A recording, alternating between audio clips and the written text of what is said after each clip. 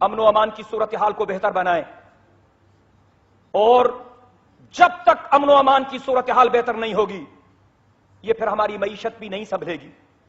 خروڑ آباد والا واقعہ، کراچی میں جس پہ ایک نوجوان کو بے دردی سے مارا گیا، وہ چیخ رہا ہے اور بھیک مانگ رہا ہے، جان کی بھیک مانگ رہا ہے۔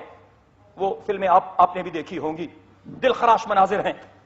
اور یہ ابھی ڈاکٹر کا واقعہ، پھر ہمارے صحافی بھائیوں کا واقعہ، اندرون سندھ میں جو قبائلی جھگڑے ہیں، کراچی میں جو ٹارگٹ کلنگ ہے۔